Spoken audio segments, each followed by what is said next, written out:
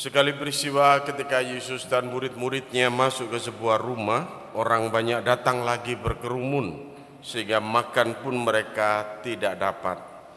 Waktu keluarganya mendengar hal itu, mereka datang hendak mengambil Yesus, sebab kata mereka, ia tidak waras lagi. Ahli-ahli Taurat yang datang dari Yerusalem berkata, ia kerasukan Beelzebul. Ada juga yang berkata, dengan pemimpin setan ia mengusir setan. Yesus memanggil mereka, lalu berkata kepada mereka dalam perumpamaan, bagaimana iblis dapat mengusir iblis? Kalau suatu kerajaan terpecah-pecah, kerajaan itu tidak dapat bertahan. Dan jika suatu rumah tangga terpecah-pecah, rumah tangga itu tidak dapat bertahan. Demikianlah juga kalau iblis berontak melawan dirinya sendiri, dan kalau ia terbagi-bagi, ia tidak dapat bertahan. Malahan sudah tamatlah riwayatnya. Tetapi tidak seorang pun dapat memasuki rumah seorang yang kuat untuk merampas harta bendanya, apabila ia tidak mengikat lebih dahulu orang kuat itu. Sesudah itu barulah ia dapat merampok rumah itu. Sesungguhnya aku berkata kepadamu, semua dosa dan hujat apapun yang diucapkan anak-anak manusia akan diampuni.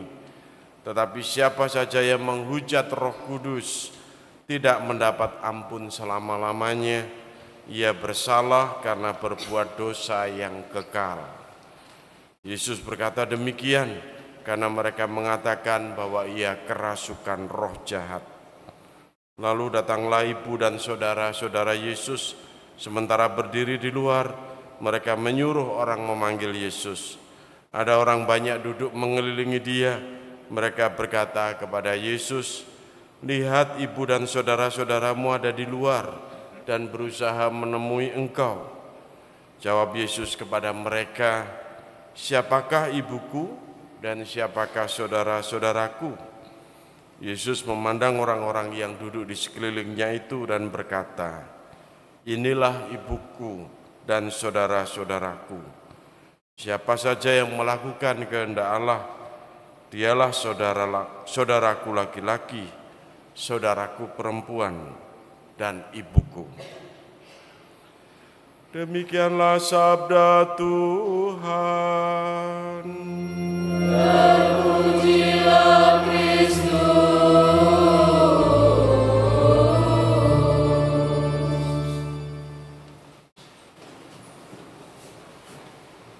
Ibu bapak, saudara-saudari yang terkasih dalam Kristus, pernahkah Anda dalam hidup Anda itu dianggap sebagai orang tidak waras? Pernah enggak dalam hidup Anda? Enggak tahu siapa yang ngomong kepada Anda itu. Kamu itu enggak waras itu. Di Malang ini ada seorang ibu yang tiba-tiba mengubah hidupnya. Ya, dia jadi pelayan untuk anak-anak panti asuhan. Padahal dia punya jabatan mentereng di bank sebuah bank. Teman-temannya, orang-orang kantor ngomong, kamu ini wis gak waras gitu. Di Bogor, di rumahnya pembinaan untuk calon-calon imam CSI Romo Yohanes Indrokusumo, itu keluarga ada yang menjemput anaknya dan minta kepada Romo, ceritanya Romo Yohanes itu, Romo, kami mau menjemput anak kami karena anak kami ini sudah tidak waras lagi. Kenapa ya? Dia sudah kerja mapan di Jakarta lalu tiba-tiba ditinggal begitu saja untuk ikut Romo menjadi pertapa di Cikanyeri, Bogor. Nah ini Bapak, saudara-saudara yang terkasih dalam Kristus, masih banyak kasus-kasus yang unik dan nyeleneh. Bagaimana orang mau mengikuti Kristus, mengikuti Tuhan itu, yang bahkan oleh keluarganya sendiri dianggap irasional, tidak waras. Kalau tidak saya nyebut sebagai orang gila, tapi tidak waras lagi, irasional. Ternyata ya mengikuti teladan Tuhan kita Yesus Kristus ini. Tuhan Yesus itu kan enggak itu. Pergi kemana-mana diikuti banyak orang, menggandakan roti, menyembuhkan mereka yang sakit, mengusir setan-setan dan sebagainya dan sebagainya. Bahkan terus menerus dikejar orang sampai makan saja tidak sempat gitu. Lalu keluarga menganggap ya dia ini tidak waras, sehingga lalu digambarkan dalam Injil yang kita dengarkan ini kan bahwa keluarganya datang tidak mengambil Yesus sebab kata mereka ia tidak waras lagi gitu. Nah ini Bapak Ibu saudara-saudari yang terkasih dalam Kristus, bahkan digambarkan tidak hanya sekedar tidak waras, tapi digambarkan bahwa Yesus ini ya kerasukan iblis, kerasukan setan, Beelzebul, pemimpin setan gitu. Pada saat dia bisa mengusir setan, bisa itu bahkan disebut ya karena Yesus itu lebih tinggi, dia kerasukan yang roh jahat yang lebih tinggi lagi. Ini orang-orang Farisi yang mengatakan demikian. Kita bisa melihat Bapak Ibu saudara-saudari yang terkasih, dalam hidup itu ternyata karya ilahi, karya Allah itu bisa jadi tidak mulus-mulus saja, ya, tidak baik-baik saja, tidak lancar-lancar saja diterima oleh umat manusia ini. Bisa jadi karya Allah, karya ilahi, karya kebaikan itu ya, dianggap justru ya orang yang melaksanakannya itu tidak waras gitu ya. Tidak irasional, yang irasional ya, tidak menggunakan rasio lagi gitu. Tapi kita bisa melihat dalam konteks ini apa yang perlu dikerjakan. Terus menerus Yesus tidak berhenti. Kita melihat Yesus terus menerus melaksanakan karya Allah ini.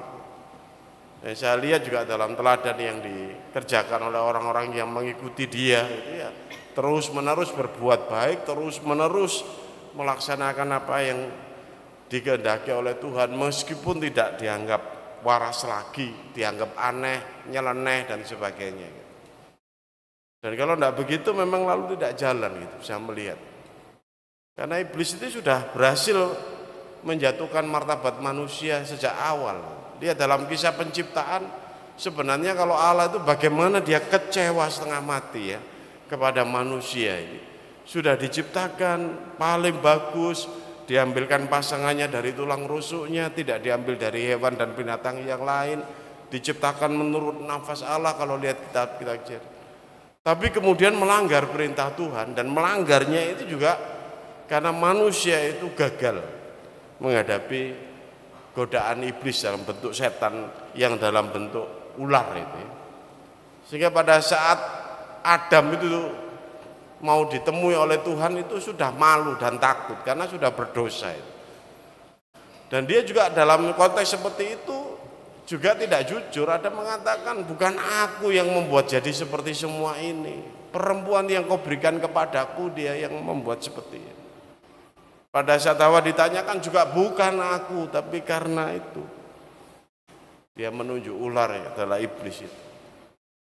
Tapi kan lalu kemudian dalam proses selanjutnya Allah berupaya meskipun dalam murkanya itu untuk mengembalikan martabat manusia. Maka pengembalian martabat mulia manusia itu melalui Kristus ini, Bapak Ibu saudara-saudari yang terkasih. Manusia yang mengikuti Kristus ya kembali pada martabat mulianya, mau melakukan kehendak Tuhan. Nah masalahnya adalah Anda dan saya ini pengikut Kristus melakukan kehendak Tuhan di dunia ini. Di dunia yang memang iblis hadir. Sehingga kalau saat kita melakukan kehendak Tuhan, melakukan perbuatan baik, ya nggak baik-baik aja, nggak lancar-lancar saja, pasti Anda dan saya dapat pertentangannya. Anda akan dan saya akan disebut juga nggak waras, irasional. Dan itu tantangan kita, Bapak Ibu saudara-saudara, sampai sekarang ini. Jadi karya gereja yang bagus, yang baik dan indah, yang mulia dan luhur itu selalu saja mendapatkan hambatan dan tantangannya. Sampai sekarang ini dan sampai nanti. Tapi kita dipanggil untuk terus menerus ya tekun melaksanakan itu semua karena kasih Allah itu menguatkan. Yang dikerjakan adalah bukan pekerjaan-pekerjaan duniawi ini, yang dikerjakan adalah pekerjaan-pekerjaan Allah. Dalam bacaan yang kedua jelas digambarkan kami mengerjakan pekerjaan-pekerjaan yang tidak kelihatan. Sebab kami tidak memperhatikan yang kelihatan, melainkan yang tidak kelihatan. Karena yang kelihatan itu sementara, sedangkan yang tidak kelihatan itu kekal. Dan itu terus-menerus yang membuat kita itu harus terus memperjuangkan kebaikan-kebaikan Tuhan dalam kehidupan kita. Nah, Bapak Ibu, saudara-saudari yang terkasih dalam Kristus, ya, tantangannya apa dalam kehidupan kita sehari-hari ini juga? Ini era kita yang disebut dengan era postrat itu ya, era melampaui atau era setelah kebenaran. Postrat ini kan digambarkan kebenaran itu bukan karena fakta faktual yang dipegang. Kebenaran itu adalah persepsi. Sekarang itu begitu. Ini tergantung persepsinya. Bukan karena orang melakukan kebenaran-kebenaran, kebaikan secara nyata, menolong orang dan sebagainya itu lalu benar dia baik gitu. Tapi tergantung persepsi. Kalau persepsinya itu kemudian makin banyak yang negatif ya, jadi kebenaran itu jadi negatif, tidak positif lagi. Ini kan banyak, kita bisa melihat bagaimana fitnah, hoaks dan sebagainya dalam dunia medsos kita ini terus menerus. Ya, semakin terus-menerus didengungkan hal yang buruk ya jadi buruk gitu. Ya, hal yang baik pun bisa jadi buruk. Makanya dianggap kebenaran itu persepsi karena terulang-ulang seperti itu lalu dianggap jadi buruk. Banyak sekali kasus dalam kehidupan kita saat ini kita bisa melihat bagaimana hal-hal yang baik itu lalu ditelikung ya. Karena memang kejahatan itu luar biasa. Dan iblis itu kerjanya luar biasa. Iblis juga kerja lewat media sosial. Sehingga ngompor-ngomporin orang yang tadinya tangannya biasa-biasa itu jadi jahat gitu. Ada orang ngomentari jahat itu jadi ikut ngomentari dan tambah jahat gitu. Orang berbuat baik, ya Anda baca aja komentar-komentarnya. Ih cari muka, ih supaya dapat rezeki. Orang menolong orang lain aja dikomentari, pesugihan ya mas gitu. Ditambahi lagi. Bukan melihat dipuji ya, karya puji Tuhan, ada yang membantu dia puji Tuhan dan sebagainya. Yang komentar negatif lebih banyak, cari muka ya, nggak punya pacar ya, terus.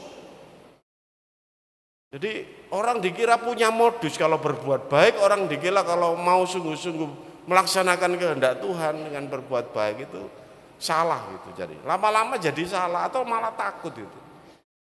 Ya, ada banyak orang yang filantropi mau berbuat baik terus-menerus, ya, lalu ditayangkan di mana-mana, lalu komentarnya negatif terus akhirnya mandek macet. Terus males aku berbuat baik, nolong orang, sosial, begini begitu karena komentarnya elek-elek kabeh, buyar aja. Nah, ini kalah dengan dunia ini, kalah dengan gerakan iblis ini yang dalam medsos juga demikian. Nah, ini Bapak Ibu saudara-saudara yang terkasih, hari ini Anda dan saya diingatkan kembali untuk tetap teguh. Ya, memang begitu kita sebagai orang Katolik. Karena seperti yang katakan Yesus itu, bisa jadi kita itu juga seperti dia, dianggap tidak waras, dianggap aneh, dianggap nyeleneh kalau berbuat baik. Ya, kamu jangan ono apa toh? Kerasukan apa kok jadi baik begini? Gitu. Tapi Anda dan saya itu diminta untuk teguh terus, berjuang baik, yang terus memperjuangkan yang baik dalam posisi kita masing-masing. Nah ini Bapak Ibu saudara-saudari yang terkasih, mengapa? Ya karena kalau kita melaksanakan kehendak Tuhan dan melaksanakannya seperti apa yang Tuhan Yesus katakan, inilah ibuku dan saudara-saudaraku, siapa saja yang melakukan kehendak Allah, dialah saudaraku laki-laki, dialah saudaraku perempuan dan ibuku. Jadi kita ini adalah keluarga Allah. Saudara-saudara Yesus sendiri masuk di dalam bagian dari karya ilahi Tuhan. Maka digambarkan dalam bacaan kedua tadi, yang kita kerjakan itu sesuatu yang luhur dan ilahi. Jangan terpengaruh dengan omongan, dengan terpengaruh dengan komentar, dengan terpengaruh dengan pendapat, dan juga dikatakan tadi itu jangan terpengaruh dengan persepsi orang yang lain. Makanya ini tantangan yang tidak mudah di zaman ini, ya, yang bisa menggerogoti kebaikan-kebaikan hati kita, bisa melemahkan semangat kita dalam pelayanan, yang membuat kita juga lemes gitu juga. Ngapain lu tuh repot-repot ya, ngurusi lingkungan, ngurusi wilayah, ngurusi seksi ini, ngurusi seksi di gereja. Kalau apa-apa kok malah oleh komentar negatif, ngapain aktif, nggak usah. Ini iblis ini, mulutnya setan itu. Ya, ngapain lu begini, ngapain lu ke gereja, ngapain lu begini, kamu nggak dapetin apa-apa tuh. Ini mulut setan ini. Kita itu dilemahkan betul dengan kata-kata itu saat ini. Ya, karena kita zamannya zaman milenial ini tantangannya begitu. Apalagi diulang-ulang, apalagi banyak yang ngomong, apalagi banyak yang komentar, tambah. Mari Bapak Ibu, saudara-saudari yang terkasih, kita bangkit, kita kuatkan kembali semangat kita kuatkan lagi ya. Karena Anda dan saya itu adalah keluarga Allah dan tidak perlu khawatir, Roh Kudus itu menyertai kita. Jadi kalau dikatakan Tuhan Yesus itu tadi, dosa yang tidak bisa diampuni itu dosa yang melanggar atau menghujat Roh Kudus. Kalau kita yakin kita itu diberi Tuhan oleh Roh Kudus, jangan khawatir bahwa disitulah kalau orang lain menghujat perbuatan-perbuatan Anda dan saya, kalau kita dihujat karena perbuatan yang baik, dia menghujat Roh Kudus sendiri. Dan itu adalah dosa yang kekal dan tidak terampuni.